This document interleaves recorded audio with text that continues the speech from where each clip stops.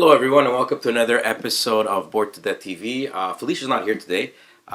She will be in the next coming previews or reviews. For now, we're going to be reviewing the King's Armory.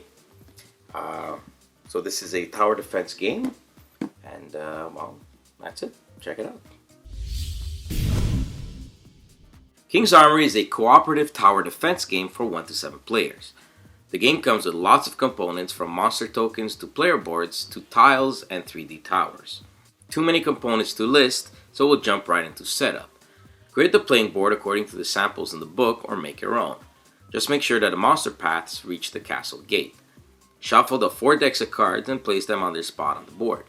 Each player will now select a hero to play as and take their pawn and player board. They will also draw 2 item cards each. These items can't be equipped yet, as they are considered items at the shop. Depending on the number of players or heroes, you'll receive towers, which can be placed anywhere except on the roads. There are 5 level of monster tokens, which you'll shuffle and make piles for. And finally, you'll place all the game's tokens in a pool next to the board. You're now ready to defend the King's Armory. All players will choose a spot 2 spaces away from a tower to place their pawn. They can also place it on top of a tower. Now for the monsters to come in. Using the monster grid, you'll roll a d12 to see what level monsters will enter the field, and depending on the number, if it's even or odds, the monster will follow a path. The color of the arrow on the monster pawn will also tell you if they follow the red or yellow arrows. The monster will move his movement speed and then attack if there is a target in its range. Depending on which wave you're on, you'll repeat this until there are enough monsters on the board to match that of the grid. This number increases according to the number of heroes. The monster comes in at full health, and you can use these tokens to keep track of their health. Once each monster has acted, the player will do their turn. Now, each hero has different stats, action points, attack, and special abilities. Some are better up close as tankers, while others are better at range and support.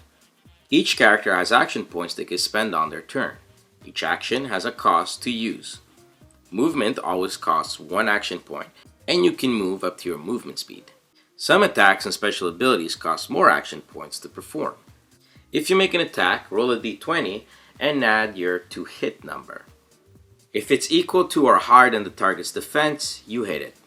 Check your damage and type against that monster's resistance to it. Each hit will land a minimum of 1 damage regardless of resistance. However, some monsters are immune to certain types of attacks. When all players have taken their turn and used their action points, the next monster phase begins. Each monster will now act by moving and then attacking. If a monster is being attacked by a hero, that monster does not move before attacking. This will go back and forth until all monsters are dead or until all heroes are KO'd. If you killed all the monsters, you'll go to the Between Waves phase. During this in-between wave phase, each hero gets to heal their healing rate. Then you'll draw gold cards depending on the wave you're on. With this gold, you can buy certain things to prepare for the next wave. You can buy a tower for 100 gold. You can buy equipment from the 2 you drew at the start of the game.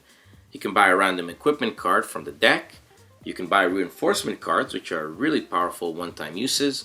You can buy an Armory card, which are the most expensive cards and the most powerful ones. Finally, you can hire mercenaries to add to your team and even spend some gold to upgrade them to level 2 or 3. Once everyone has healed, spent gold, and repositioned their team on the board, the next wave begins with bigger and badder foes entering the field. If you reach the final wave, it will include the bosses as well. These are more powerful foes which will give you and your team a really hard time.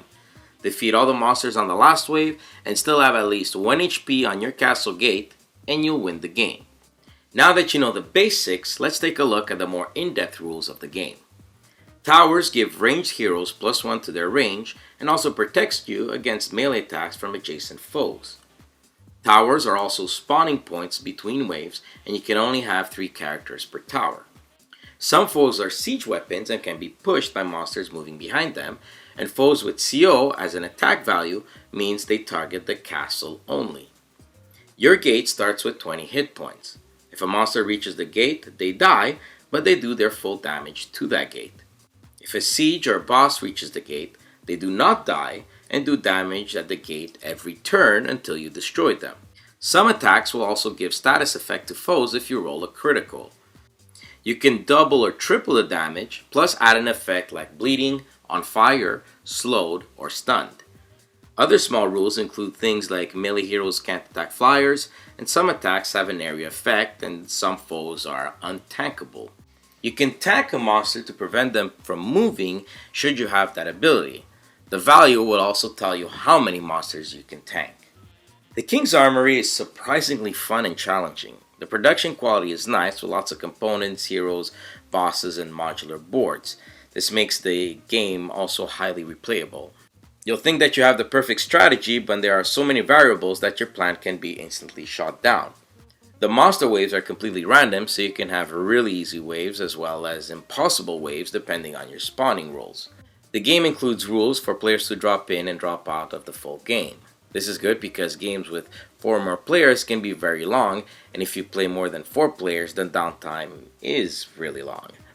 Sometimes you'll wait 10 minutes to simply roll the die once on your turn, or use your entire turn to heal.